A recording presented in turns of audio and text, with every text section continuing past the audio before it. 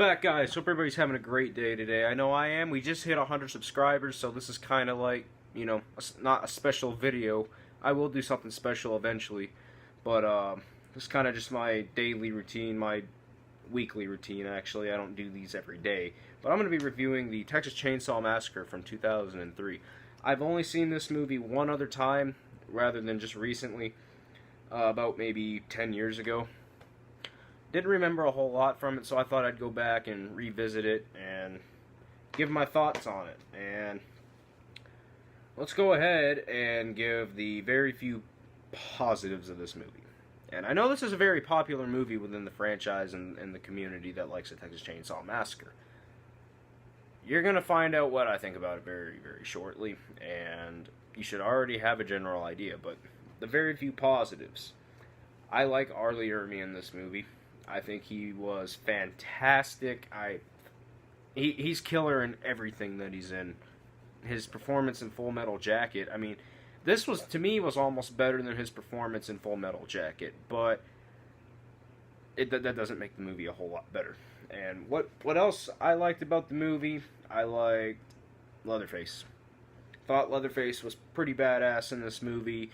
He looked phenomenal in this movie. Like, he just looked really big and hulking, and his mask, I mean, it had this angry expression almost on it, and I was like, wow, that's actually a pretty terrifying Leatherface. And then that's really the only positives I have to give this movie. Let's get into the negatives. I did not care about any of the characters in this film. I did not care about Jessica Biel's character. Yes, she's very, very good looking, but I just didn't care about her character. I thought she bitched and whined too much throughout the whole movie over just the smallest shit. Like, she made a big federal case about her and her buddies and her boyfriend there bringing pot to the Lynyrd Skynyrd concert. I mean, you're going to a fucking Lynyrd Skynyrd concert. Of course you're going to bring weed. You know, every rock concert that I've been to, Tool, Perfect Circle, fucking Metallica. People were smoking pot at a Metallica concert. You know, that's something you do when you go to a rock concert. But, yeah. That's why I really didn't like Jessica Biel.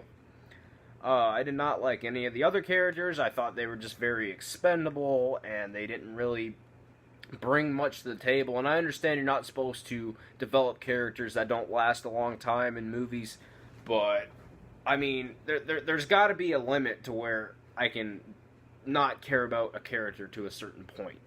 And, well, that went beyond that point. They went beyond that point, rather. And as in characters, I mean the kids. I mean, there's got to be at least one kid that I at least care about. There wasn't. Not a single one. Now, as far as the Sawyer, not the Sawyer family, they're not the Sawyer family in this, they're the Hewitt family. I don't understand the name change, but that's whatever. As far as the Hewitt family, like I said, I liked R. Lee Ermey, and I liked Leatherface. I didn't like, I think his name was Monty, or, yeah, Monty, I think, was his name, and he had no legs, and, I mean, I felt like he was just there, and I felt like that R. Lee Ermey's wife there was just there, just to, like, I felt like they could have just had R. Lee Ermey and Leatherface, just them two, living in this big-ass house, and them raise all this fucking chaos for these kids. I thought that would have been just as good, but no, they had to add in these other characters like Monty and the wife, like I said, and they had to add in, like, another, I don't know if these people were related, but they were, like, living off kind of like to the side of the big house, and they didn't serve much of a purpose either, other than to make Jessica Biel go crazy. Like, there was just a lot of unnecessary characters in this film, and that's kind of that's a big negative to me. And when it's a lot of characters, and I don't mind a lot of characters. What I mind is a lot of characters that I don't care about. That's a big con for me. I guess going back to the pros, I should have said that the acting was fine. Like, none of the acting was bad or anything. Like, and I just said R. Lee Ermey, and I think, what's the guy that plays Leatherface's name? Andrew. Yeah, I guess it doesn't have. Yeah, no, Andrew Bernarski or something. This is a foreign copy of it, and it has it written on there somewhere. Like I said, those performances were great. And Jessica Biel, I mean, like I said, she didn't act bad or anything. I just didn't like the way her character was written, and she would just bitch and complain all the time. I hated that. The storyline. The storyline, it's kind of almost, it's the same as the original. Some kids go on a trip, and they come across the chainsaw-wielding maniac, and then their worlds are turned upside down. We've already established that in the original. I don't know why I don't know why this movie was even made. The original one, it ages really well, it never gets old, I should rather say. It's one that I feel it didn't need a remake. Like, I can understand remaking Halloween or Friday the 13th. Texas Chainsaw Massacre didn't really need a remake. I think the original was fine just the way it was, and then they make this remake, and I don't know, it wasn't up to par. It's not ever going to be up to par. And I understand a remake is, for the most part, never going to be up to par with the original of any sort of film. This is, and, you know, this is not the worst of the horror remakes. Like, the worst of the horror remakes is the Nightmare on Elm Street remake. This one's actually, out of the Halloween, Friday, Texas Chainsaw, and Nightmare, this one's probably the best one. But that doesn't make it a good movie. One thing I didn't really care for either, I didn't really care for the kills all that much. I thought they were just, I don't know. I liked the kills in the original because they felt so raw and so gritty and just so grim and all that, and they felt real. These felt like Hollywood got a hold of them. That's what these kills felt like. Just those kind of kills, I don't know. I liked the fact of not seeing like gore whenever somebody gets killed in a Texas Chainsaw Massacre movie, referring to the original, that is. I liked when people got killed and you didn't see blood or limbs fall off or anything. I like that. I didn't like the way they did it in this movie.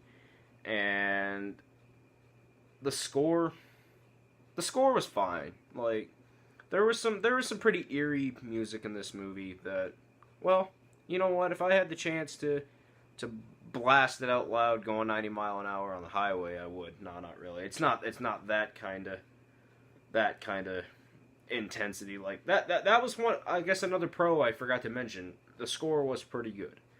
But other than that, I'm really not a fan of this movie.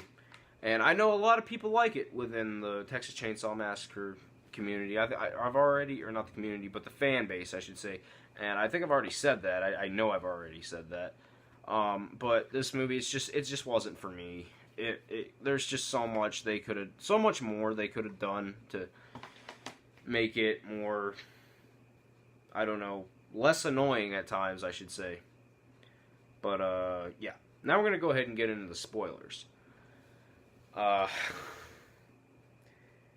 Girl keeps a gun in her vagina.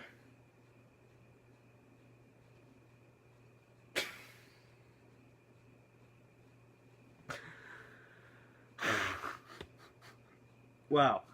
You know, I've never heard of anybody whatsoever keeping a gun in their vagina. Like, what? Can some people keep guns in their penis holes or something? Like, that just makes as much sense as me fucking eating a pile of crocodile shit for no reason at all. I'm sorry. That's just so stupid if you ask me. Some people think it's funny, and I've heard people talk about, hey, the girl keeps a gun in her vagina. I don't find that funny at all. I think that's fucking retarded. You know, like, man. And there's no dinner scene in this one, which I'm not completely against. I'm not one who is for ripping off original anything. Like, I like how the original remake of Friday the 13th was completely different from the original. That's one thing I liked about it. And Texas Chainsaw Massacre remake, it's not completely different from the original, but there are some differences here and there. Like I said, there's no dinner scene. I'm just wondering what this movie could have been like had there been a dinner scene. Oh yeah. So and there's one character that really, really, really got on my nerves, and that is Pepper. Oh boy. And I'm not dissing the actress that played her, because she was fine. I remember her in Blair Witch 2, and we got to see her tits and whatnot. That was nice. We didn't get to see her tits in this. That was not nice. There was a certain scene where Leatherface comes and attacks the van, and she decides that she's just going to run, which is a smart idea, but what does she do? Get slashed in the back, and then instead of... I understand when you get slashed in the back with a chainsaw, you're not going to have very much agility.